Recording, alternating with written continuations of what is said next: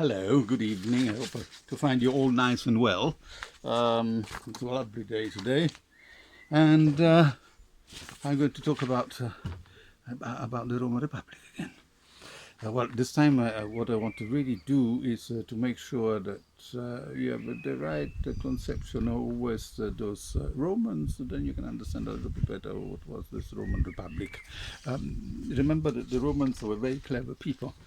I got some bits here that I wanted to show you. We learn everything from the Etruscans first, and the Greeks. There were the Etruscans in the north, the Greeks in the south, and very clever the Greeks.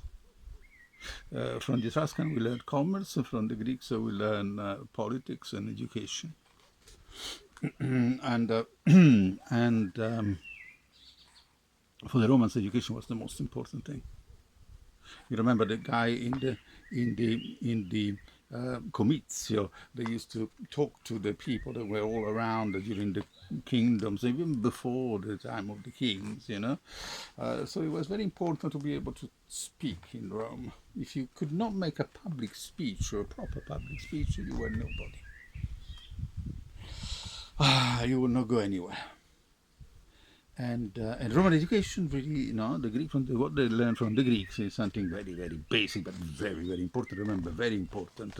You have no idea how important it is, and that was actually started from Socrates, the Greek philosopher, from about 400 BC. And Socrates said that to his pupil that if you want to exchange good sort of ideas, you have to use two things. One is grammatic, and the other one is logic. Grammatic will allow you to have a good structure of your speech, of your language, and logic will give you a good structure of your thoughts. Powerful thing, He had to commit suicide because of that, because he created the first academy, the first of the academians. And you see, the nice thing, the interesting thing is that he's the first one. The last one would be the so well acclaimed Cicero, whatever you want to call him. Cicero, I like it, and he was the best orator Rome ever had, and he was a staunch Republican. But nobody liked education. But we'll talk about that later. I've done here. I want to show you how simple was the Roman world. The Roman world was divided in half. One side there were the Roman citizens, always with their nose up, because they knew it better. Very superior people, obnoxiously arrogant, the Romans. And then there was the other side of the world, that were the barbarians, the people that had no that Roman education. So simple. For which even the Greeks were barbarians for the Romans, not having that proper Roman education, you see. Roman education was barbarians. Actually, it was the Greeks that gives that name barbarians, because those people on the other side of the world with no education, when they talked, they used to just go on barbarians. That's where it came from. And actually, a Roman historian, Tacitus, it described those guys pretty well, with a guy with red hairs, red beards, a stank of beer, and they were always with their mouth wide open, shouting and gesticulating, and terrible people. Useless. Not only they were useless, but they were dangerous too, so the Romans didn't like barbarians at all. Usually they killed them all.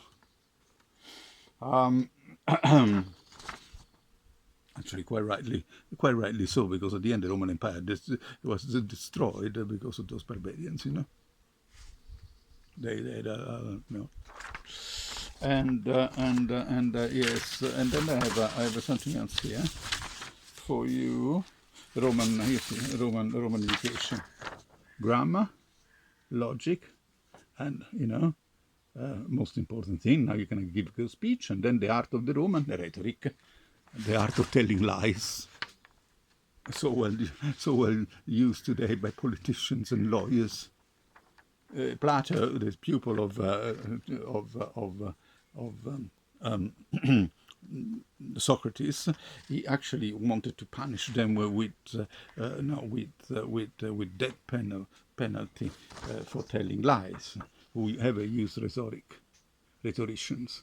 But through rhetoric, if you can actually convince people of your point of view, through telling lies, through turning an argument upside down, like politicians, every one time you watch a political debate, you can see the same situation turn around so easily, completely through rhetoric.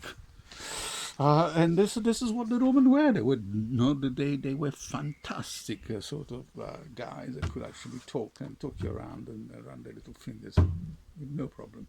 That's why they were so superior. That's why they had as well another big attitude. That was a self-criticism, to criticize unique logic. And so I think I've gone a little bit. I got too far on. My daughter Sarah, she will really turn me off this time. Bye bye.